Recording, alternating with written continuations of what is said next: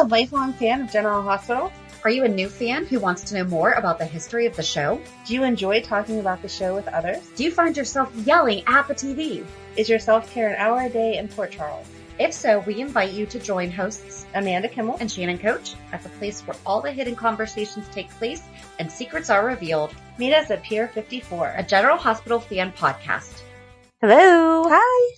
Welcome to the Port Charles 411 today. We finished Maxie. Final Maxie. It's been a ride. It's been so much fun, though. It has. It really It has. doesn't feel like that long. It really doesn't, because we've seen her go through so much. I mean, we're both older than her, so maybe we feel more like she's grown up with us. Maybe. There you go. I guess, in a way-ish. So we ended last week with Nathan dying. So that just crossed over into 2018. Mm-hmm. And then, as we had mentioned, back when we first started watching or doing all of the Maxie recaps, originally, General Hospital fandom didn't have anything after 2018, I think. Either 18 or 19. Her life stopped after Nathan died. Pretty much. But then a couple weeks ago, we did happen to see that somebody graciously went on and added some stuff. We are editing a lot of it, though, because a lot of it does talk mainly about Peter and the things that he was doing. And even though we know Maxie was with him and by his side during all of it, it doesn't talk about her reactions or her feelings. And it's horrible because if you listen to Monday's 411, neither of us had time to go through and watch. There's just so much Maxie to watch. There really is. Mm-hmm. So I just don't like her with Peter the way that I did with Nathan. So I could watch hours of Nathan and Peter. Just, I couldn't get into it. Yeah. So the basics of exactly what happened. And that's kind of where I left it at. Exactly. But so we're picking up after Nathan's death in 2018.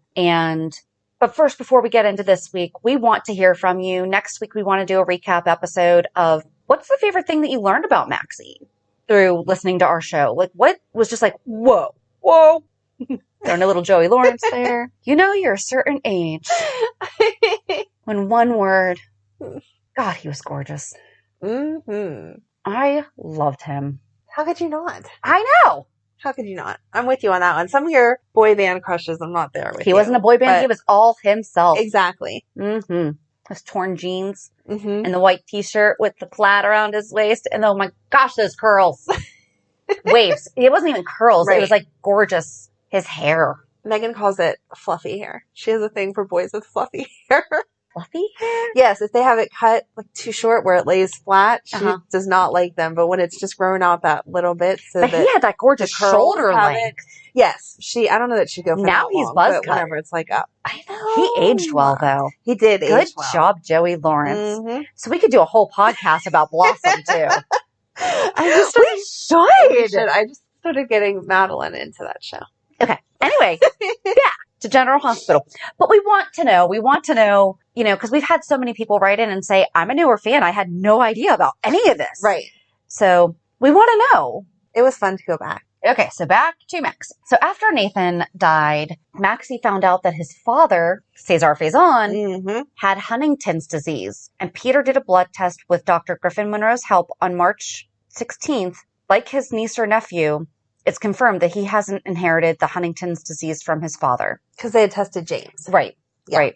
Well, in utero. Right. Yep. Soon he began having an interest in his brother's widow, Maxie Jones, constantly being there for her without her knowing who he really is. Griffin found out about Peter's true identity and later confronted him. Peter was able to manipulate him into not reporting him to the authorities. I feel like he had an interest before that. He had an interest when he was delivering James. That hasn't happened yet. Oh, okay, because it was in utero. I'm sorry. That's okay. We just said that. I'm thinking like, no, we were ahead of it. Nope, Go ahead. that's okay. So on May 21st, Peter escorted... Does everyone remember when my anniversary is?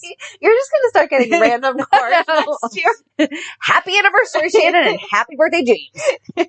Peter escorted Maxie to the nurses' ball of 2018, and during the nurses' ball, he met his long-lost half-sister, Robin. Later, when leaving the nurses' ball, Maxie's water breaks in Peter's car. Peter helps Maxie deliver a healthy baby boy on the side of the road. And Maxie just referenced this when she's like, I just have unconventional births. It's just how that happens. Afterwards, he confronts Anna Devane at the pier, before being held at gunpoint by Jason Morgan. On May 22nd, to save his life, Anna reveals to both Peter and Jason that he is her son. In the end, Peter was taken into custody by the PCPD and the WSB. On May 25th, despite Robert and Dante's opposition, Anna refused to testify against her son. Through Valentine's help, he was able to escape. However, he was kidnapped by Lisa Obrecht with the help of Nina. In April, Anna encouraged Peter to tell Maxie how he feels, and he did. Plus, she confessed her feelings for Peter. They shared a kiss after Peter thanked her by saying it was a very mom thing to do. They shared a kiss after Peter thanked her by saying it was a very mom thing to do. Not Anna? But Anna and him weren't sharing a kiss. Anna. All right, let's decipher this sentence. Anna encouraged Peter to tell Maxie how he feels, and he did. Plus, she, being Anna, confessed her feelings for Peter? No, Maxie. Okay. So Peter says to Maxie, I love you. And Maxie says, I love you too. And they shared a kiss. In this sentence, it sounds like he and Maxie, well, let's hope. And we know that they did. Yes. But so the they is the past two people mentioned. So Peter and Maxie kissed. Uh-huh. But after Peter thanked her by saying it was a very mom... Okay, so you thanked Anna. Yeah, because why would he be thanking Maxie for doing a with mom a kiss? Right. For doing... This goes back to like when we were talking about Wiley and Willow. Like the way that Willow kisses Wiley is not the same way she kisses Michael. Right. So Anna told Peter to express his feelings. He did. Maxie said, I love you too. They kiss. After that, like the next day, Peter goes to Anna and says, we're together now. Thank you for encouraging me. Thank you for playing both sides and doing a little nudge thing to do. Okay. There we go. Okay. Because I don't remember all of that. I do remember this next line: during a trip to Canada, they become lovers. Because that was very lovers. Because it was very anticlimactic. It was like we wanted it to happen, and then because they were supposed to be going to Paris, and they wound up getting stopped in Canada and stuck in that lodge or something like that, and then they wound up doing it. So no, don't say it like that. And doing it. Oh my gosh. Hi, we're getting 90s Shannon today. Wow. Okay. In June, Peter agreed to help Maxie find Dante and bring him home for Lulu. Peter was initially against the idea since Dante was suffering a case of PTSD, which 2018, I mean, this has been going on for a while. Yeah. But this is when Maxie was bound and determined, and so he agreed to help. And this is when Frisco got her into got her through those temporary clearances at the WSB facility in Ithaca where Dante was being treated. And this is when Maxie stormed her way into and then he almost shot her. Yes. And he winds up shooting Peter in the shoulder. But thankfully it was a clean wound and required no surgery. But that stuff earlier about Peter and the WSB, that's the kind of stuff that the next 6 months was filling in. And it was all Peter. Yeah. So I was like, okay, we don't need to talk. Maybe we should do Peter now that he's dead. He's gone. He's hid in a closet somewhere. It kind of makes sense to do right after Maxie. Yeah. Maybe. We'll see. We're not going to spend that much time on him, though, because he was so much shorter than her. Great actor, though. Honest to goodness. Yeah. No, I love his whole arc. I thought that he did a great job. He's one of those people that you love to hate. Yes. He plays it so well. Yes. Like Cyrus. It doesn't matter what I see Cyrus in from now on. I just don't Have you watched New Girl yet? No. You have not. Did you watch what I sent you? I sent you a YouTube link of, oh my gosh, okay, I have to find it again. Maybe, I don't know that I did. You would know. Yeah, then I didn't. Okay. I'm sorry. Okay. That, certain people, you're going to hate them forever. It doesn't matter what they do. Because they played that role so well. And that's where we're at with Peter. Well, and that was 18 and 19. Mm-hmm. So I apologize. I forgot that basically. Well, she didn't really do much. I think that's why I don't like them. Is her with Nathan, you saw Maxie. You saw life. You know what I mean? Yeah. She did stuff. He was asking her about her day at work and where she was going, and she was hanging out with Lulu, and she had a life outside of him, and then they complemented each other. And it was perfect because Lulu and Dante were together also, and so they were doing coupley things. But when she got with Peter, it was like her life really did end. She was just Peter's girlfriend. Well, so here's the thing. So I think that all of that happened in 2018. Did she not do anything in 2019? Was that when she was out sick? For a whole year? Not for the whole year, but for big chunks of it. I don't remember, but I still feel like, I don't know. Because we're cutting off in June, and then it talks about, the rest of it is all August, September, October, November, and December for dates for, and And it just all talks about Peter, basically stuff with Helena and then Andre and then Sam and Franco and blah, blah, blah, blah, blah. I feel like all she was doing then was working. So you just saw her at Crimson. Because remember, she put together the magazines a bunch of times and she was arguing with Nina about that stuff. Yeah, but I feel like we're missing it. We have 5 more paragraphs about Peter, but it cuts off in December, but then it doesn't come back to in January, February, whatever. Right. So I think that was only 2018. We're going to Google real quick. Google is your best friend. Well, shoot. I mean, fortunately, but unfortunately, the only thing that we're getting right now is... It's all the recent stuff. Yeah, with her brain surgery. Mm-hmm. All right, so here's something that you guys can help us fill in, you know? If you remember what happened in 2019 to Maxie, because we did horrible research. We did no research. Let's not even say we did horrible research. We just didn't do it because it was so... It feels like yesterday. I know. But I don't think we're missing anything. Okay. I think that was all she did was work at Crimson. Okay. Because it would have been 2020, which I'm assuming it's going to get into here, that she would have got pregnant. So that is that whole storyline. Mm-hmm. And it isn't right before she got pregnant whenever she joined up with Lucy. I think so, yeah. So that would have been 2020. Yeah. She didn't do anything else. Yeah. Okay. So she's just working babies. Yeah. Or like a side role to all the Lulu stuff. True. But it's not really her. It's just her standing there. Right. While they're doing whatever. Which makes me sad because she's such a good character. She deserves her own stuff. Anyway, on March 6th, Peter framed Liesel Obrecht for Drew's presumed death and for both counts of attempting to murder Andre Maddox and for attempting to murder Franco Baldwin back in December of 2018, which resulted in Anna gleefully having 2 WSB agents arrest her for Peter's crimes. That was whenever she was like hiding all that stuff. Yeah. Maxie was devastated, and he consoled her while still keeping his secrets and lies under wrap. On April 14th, Peter is at Anna's house to help get Violet's birthday party set up, and Robert asked for his help with balloons. Robert pretended to try to make peace with Peter, who was skeptical but played along. Robert then claimed that while they would never be best buds, they could coexist. Later on, Peter called his henchman to let him know to go ahead with a distraction for Robert, since he could still be a problem. And that was... I mean, it's all Peter. And then we thought that he killed Holly. Oh, that's where it's going to take us. On April 20th, it was revealed that the distraction that Peter created was Holly Sutton's death. Robert received a call that seemingly confirmed her demise, much to his heartbreak. On March 6th, Peter met with his henchman and told him that he only wanted a distraction and not Holly's death. The henchman claimed that he had nothing to do with the incident that caused Holly's death.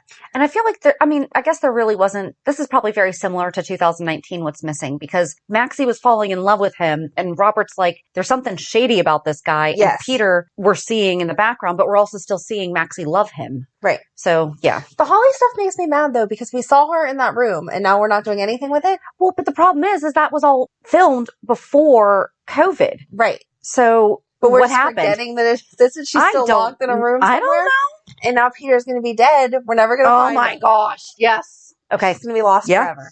No. I don't know. But it annoys me when they don't even mention... Like, he could have had a phone call before he died with the bad guys saying, I'm sorry she's being difficult, move her to a different location. Or they could have shown the henchman or whoever kidnapped her delivering the news of Sean Donnelly's death and her reaction in the cell or in the room wherever she's being held captive. Right. And showing her devastation. Mm-hmm. See? Drop the ball, guys. Another storyline, but still, the Holly stuff, we want to know what's going on. On August 19th, during the 2020 Nurses Ball, Maxie accidentally reveals to everyone that she is pregnant after a microphone malfunction before her Deception Cosmetics pitch. See? So at some point in 2019 is when she went to Deception and left Crimson. Because she was getting tired of taking over for Nina and filling in the gaps and everything. Yep. Peter finds That was a huge storyline. That was a huge storyline. Okay. She stood up to Nina and said, give me what I'm worth. And Nina wouldn't do it. So she went and they were trying to get the funding for Deception. Because that was the green issue and she made it all work and everything. Exactly. But I feel like they don't think that it's really a storyline because you can sum it up in that one sentence. She left Crimson and went to Deception. Done. That's still a major event though in her life that it should have been. I agree. Okay. Peter finds Maxie afterwards and she confirms that she's pregnant. I mean, why would she have said it if it wasn't true? They embrace and share. Wait. Do we remember that she faked a pregnancy before? Shh. Remember how we talked about people changing as they get older? I know. She's a new person now. They embrace and share in their excitement for the baby. Mac and Anna join them, and they confirm the news to the grandparents-to-be, who are both overjoyed. Which was sweet. It was sweet, but you knew that she was missing something. On October 12th, Peter and Maxie officially get engaged while they were at the hospital for a checkup on the baby. On October 13th, at the hospital, after getting a clean bill of health on the baby's genetic testing and reuniting with his sister... Oh, they're testing this baby. I'm still back on James, and I'm like, didn't we say we just did that? Sorry. Reuniting with his sister, Britt, Maxie proposes to Peter. Peter gets down on one knee and accepts, professing his love and commitment to Maxie. On October 30th, a genetics test revealed to Anna, Valentine, and Finn that Alex is Peter's mother, not Anna. And no, it didn't. Assumed. But no, it didn't. All it said was that Anna did not have the marker for RA. Right. Anna refuses to tell Peter the truth, and he and Maxie both still believe Anna is his mother. Peter and Maxie plan to have a double wedding with Finn and Anna in January 2021. On December 12th, 2020, Peter and Maxie find out they are having a baby girl. Does this mention Alex kidnapping her? Mm-hmm. No. It's going on to this year and the wedding. Yeah. So yeah, right as they were finding out the truth is whenever Alex came back and kidnapped her and put her on the Haunted Star and all that. Yeah. I feel like that needed right. Guys, we're so sorry. All right. After many preemptions and impeachment interruptions, the double wedding will now take place the first week of March 2021 in the Metro Court Crystal Ballroom. On March 1st, Maxie can't be found as she is at Nathan's grave talking to Liesl. Maxie ignores Liesl's warnings about Peter and heads back to prepare for the wedding. Valentine asks Anna if she is ready to go through with their plan. Later, Valentine calls someone who puts a bag over Peter's head and kidnaps him before the wedding, which was like the worst kidnapping plan ever because all they did was throw him downstairs. That was the wrong closet. Don't hide him in that closet. You need to be on the top of the hospital, not the Metro Court parking garage. On March 4th, the wedding is interrupted by first Liesl Obrecht, then Valentine Cassadine, both exposing Peter's many crimes, as well as the truth that he is Alex Devane's son. Maxie has Braxton Hicks contractions and is rushed to the hospital, while the guests turn on Peter, knowing the truth of who he is. Finn runs out, angry that Anna kept the truth of Peter's maternity from him, but schemed with Valentine. Peter is able to get away, vowing vengeance upon all who deceived him, especially Anna and Valentine, as well as a commitment to embracing the darkness of his parents. Which was just so dumb. Anyway, after getting home from the hospital, Maxie vows that the man she loved never existed. Peter shows up at her apartment, desperate for them to run away together. She firmly believes he committed his crimes, and they are overthrowing their relationship, his belongings, and especially him, out of the apartment. She vows to her unborn baby, Lou, that she will protect them. It doesn't talk about that whole conversation about them choosing the name for Lou. Nope, either, it doesn't talk about the fact that Lulu was in an explosion and in a coma and how she handled her best friend. Right. Feel like so there are a couple things totally missing. And Yeah. obviously now, I mean, this has only been in the past few weeks, but now Right, she's had the baby. Exactly. And we are where we are right now. So we're going to have to figure out a way to, obviously we can't do updates every year of each character that we do Right. a 411 about, but like at what point do we go back? Because we want this to be a good resource for people. Mm-hmm. I really do feel that it's not, I mean, it's lacking some of the major moments, but I feel like the reason why is because they would just be summed up in a sentence. It is stuff that you have to go back and watch to get the full experience. And we just really dropped the ball on watching her. I don't even feel like that would have made a difference though, because still. Then it would have been like 8 weeks of Maxie. If we would have watched 4 hours of Maxie changing from, oh my God, to deception. Crimson to deception. Thank you. I said it like 5 seconds ago. Crimson to deception. At the end of the day, we're still just going to say she changed from crimson to deception. Like, yes, she was asking for funding and coming up with all of the marketing and that stuff. She was covering all of it while Nina's off fleeting Jax. all over the place. She's with Jax then. Yeah. Ugh. Anyway, but it really doesn't show you what she was feeling and thinking and doing unless you watch it. True. It wasn't a major enough. Like having the baby, that was big. Right. Being kidnapped, kind of big. Yeah, that I would have mentioned. But I guess since she didn't get really hurt, it wasn't enough. Maybe. I don't know what justifies getting put in here and not put in here. Well, so the thing is, one of the reasons why we love using General Hospital fandom is at the bottom, they have like crimes committed. Okay. And then health and vitals. This was the fun homework that you were doing when I came in today. This is all her health and vitals. Oh my gosh. But wait, here's the thing. Here's what they include in here. Okay, go ahead. How many times do you think that Maxie has been collectively, because sometimes they used two of these phrases in the same thing. Okay. So I just put them all together. Okay. Kidnapped, held at gunpoint, held hostage, or held captive. How many times do you think? Okay, well, we just talked about kidnapped by Alec. She was held in Clayton Clark. Creighton Clark. There was that other time that they were held together. So that's 3. And I'm sure I'm missing a couple. So I'll say 5. How many am I wrong by? 26. What? Oh, okay. Now How do you think I came up with that number? I counted them. I thought I told you. Like, I thought that was the summary. Okay, Nope. So go ahead. It started with, hold on, let me find the beginning.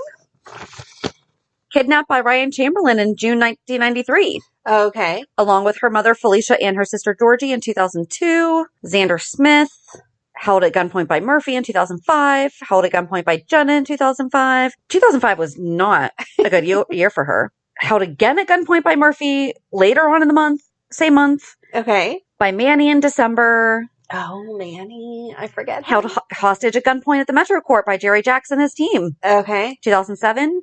Held hostage at gunpoint in 2007. In April, so 2 months after that. Held at gunpoint by Carly, using herself as a human shield to protect Coop, who was holding a gun on, and that was November. Oh, okay. 2007. Held hostage at Scalpel Point. I included that. Because it said hostage. That's what I'm talking about. Yeah. By Dr. Devlin. And she cut her neck her neck was cut as a result. Oh, okay. Kidnapped by Anthony Zakara. Held hostage by Dr. Lisa Niles.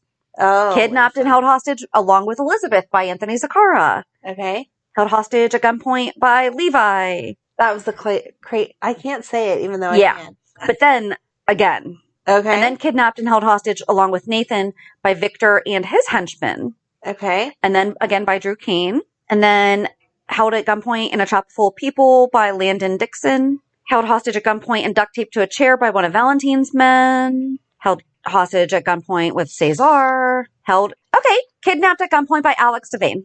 Okay. And then held captive in a cabin by Chloe. Okay. Wow. Okay. Why don't we get Maxie a therapist? I feel like she needs some help here. Well, Kevin offered when she was born. Very true. Okay, so the next one is how many times do you think she was... All right, this one's going to be a vague because guesstimate? Okay. It's going to be a guesstimate, but how many times do you think that she's been hospitalized? Let's see. So I'm just going to pick a number for what her heart stuff. So we'll say 6 times for her heart stuff and then 3 kids. So we're at 9. You said she cut her neck. So 10. Let's go with 12. Okay, so that's actually where I kind of am because I just found 2 more in this. Oh, okay. But then I'm also looking, wasn't she was held she was in the hospital due to the false labor and testing her for preeclampsia and everything. Yeah. So now we're at 13, but it started with her, Kawasaki's. Okay. And needing the heart transplant. Uh-huh. And then when she overdosed on ecstasy, I'm assuming she was hospitalized because it doesn't say it, but kind of assuming there. Right. She suffered a heart attack and went into heart failure in 2005. And then 2 months later, she went back into cardiac arrest. Cardiac arrest in 2006. Oh my God. I know. Developed a staph infection that turned septic and she went into cardiac arrest, but was saved in August 2007. Okay. But again, it doesn't say she was hospitalized, but I'm pretty sure. You're not doing those meds at home. Hospitalized for shock after finding about Georgie dying. Aw. I know. Involved in a car accident, so I'm not sure there. Hospitalized for pneumonia after being trapped in the storm drain. Experienced a fever after ingesting the toxin Jerry Jacks had placed in the Port Charles water supply. And in my opinion, based on the fact of her heart condition, I feel like she would have been hospitalized. Oh, definitely. Allergic to blackberries, same thing. Which, fun fact, Maxie's allergic to blackberries. I didn't know that. So for that, again, because of the heart condition, I feel like she would have been hospitalized. And then she was in a couple car accidents. Then also, I actually didn't include the kids. So I guess we're closer to 15, 16. Okay. And I mean, again, there's still a few here that are questionable. Oh, and I didn't even include, apparently she was threatened with a knife by Joey. I don't remember what that was, but okay. So we're at a good... She's had a traumatic life. Oh, wait. How many times has she been rendered unconscious? Oh my gosh. I know this number is going to be crazy high. I'm going to pick just a nice normal number. I'm going to go with 7. 9 from what I've counted. Okay. Rendered her unconscious in an explosion and suffered cuts to her forehead as a result in 2005. Oh my gosh, hold it. I forgot to probably include she was probably hospitalized because of these. Oh, yeah. Rendered unconscious during the Metrocore explosion. Rendered unconscious by Russian mobster Andrei Karpov's associates. Rendered unconscious in a car accident. Rendered unconscious while trapped in a fire. Rendered unconscious and suffered minor injuries in a bus crash. Rendered unconscious after breathing gaseous fumes. Rendered unconscious after breathing carbon monoxide and also fell down a couple stairs. Was she unconscious with the bus crash? Wasn't that whenever she was with Matt? I don't... They were in the snow. We watched that. They were in the snow. Yeah. She wasn't, I mean, maybe she was unconscious for a minute, like to be with the force of the accident, but she wasn't really hurt in that because she was helping everyone else. I forgot to count how many of her ex-lovers died. Oh, geez. Okay, and now the fun one. How many times has she been slapped by Lulu? Oh, my gosh. Oh, that whole baby storyline alone, I feel like would be a lot. I'm going to be off, but I'll say 5. Slapped by Lulu Spencer, March 22nd, 2007. Assaulted by Lulu after she provoked her, March 27th, 2007. Slapped by Lulu, April 12th, 2007. Slapped by Lulu Spencer, October 1st, 2013.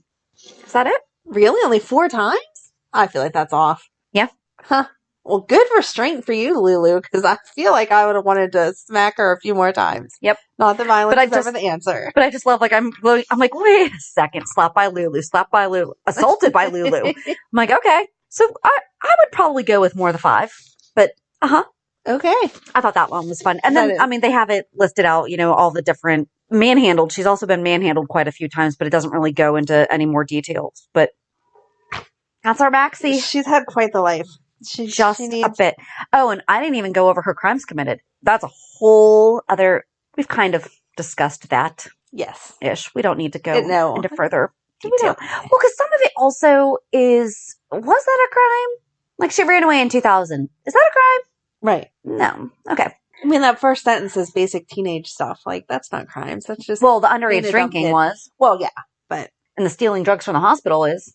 Yeah, see, but that's the thing. They should not be saying typical teenage stuff. I did not do that as a teenager. No? Did you? No, Okay. I did not. So that's it. That is Maxie as best as we could do at this point. If there is anything missing. Right. Let us know anything major. I feel like we really did get it all. Yeah. But we also want to know your feedback. You know, what did you think about all of this? What was your favorite Maxie time? Like, if you had to pick a time period. Other than Nathan. Nathan is the given, right? You can pick whatever you want. No, I feel like Nathan's the given, so we both have to go on from there. Okay. So, like, what's the other favorite Maxie? It's a really good question. I like her and Georgie. Yeah. I miss her having a sister. Yes. I agree. They were so... It was a good sister bond because they fought like sisters do, but then they made up and stood for each other the way sisters Which is probably why she and Lulu work out so well, because Lulu's the only girl, so she's not really used to that. But Maxie's like, all right, so we fight. That's cool. Right. We'll move on. What about you? I was going to mess with you and be like, probably her friendship with Sam. Shut up. Because they've just been so Has she done wonderfully Has she done wonderfully friend things? Yes. I'm not saying that they're not to friends, the point but every time they refer to each other, it's like, my best friend. Really? No, your best friend's in a coma, girl. Exactly. Or my friend that I've been friends with forever. Yeah, you've done friendly things like once every 3 years for the past 10 years maybe, but they're still not. Well, and the thing is, it's almost like Maxie's a better friend to Sam than Sam is to her because she planned Sam's proposal. Yes. She planned Sam's baby shower. Right. Like, granted, that's definitely Maxie, one-sided. Yeah. but I feel like Sam's benefited more from the friendship than Maxie has. Totally agree too. I was just going to mess with you and say that. Maybe Sam, here's the thing. Here's the crazy thing. Shouldn't Sam as a PI be wanting to work with Dante and be like, listen, girl, I got you. Right. Dante, you're going to have to ignore some stuff that I'm going to have to do here. Yeah. But I'm going to find your baby. Right. No, she didn't even offer her skills. She did not. Okay. We really don't like Sam this time. They're just writing her so badly. They're dumbing her down, like we've talked about everybody else. Yeah. She has no skills without a man by her side, and it's annoying. Right. Anyway, my for real favorite is just her with Spinelli, which I feel like is also a given, but especially whenever they were on again, off again, and Ellie first came in, and she was so jealous. I liked that. It felt like again, true drama because that's how you would feel. Right. No, absolutely. So Yeah. I liked that. And her and Mac. Yeah. I guess just like her and her really, because she can be spoiled. She can be bratty, Mm-hmm. but she loves her people. Yeah. So she's definitely one of my favorite characters. I agree. When they use her to her potential. Right. Like how they just did with her giving birth. And yes. like all of that was great. Yes. That Heinrich. Scene. Yes. Heinrich. Just remember the last things that he heard her say was her calling him Heinrich. Yeah. Love it. But let's keep her that way. I agree. And I mean, how were we supposed to know that during Maxie May that turned into Maxie May June was also going to be a very serious time in Kirsten Storm's health? Right. You know, so we definitely want her to get a full speedy recovery, but take your time, girl. Yeah, brain surgery is not something you want to rush. We love back you from. and we want you back ASAP, but we want you to be okay. Yes. First and foremost. So in case you're listening to this podcast, we do love you. Oh my gosh. We're sorry for some of the things that you've had to go through. And yeah, just hope that it all goes. I mean, I really don't know what to say because just keep that. I hope Em's taking good care of you. Because they're so cute. They are. So yeah, I guess that's it. That's it. So join us on Monday as we talk about this week's shows. Have a good weekend. And we'll meet you at the pier. Bye. Bye. If you enjoyed today's show, we invite you to go to pier54podcast.com to subscribe on your favorite platform. Don't forget to leave us a review. And you can also follow us on many social media channels. Just search for Pier 54 Podcast.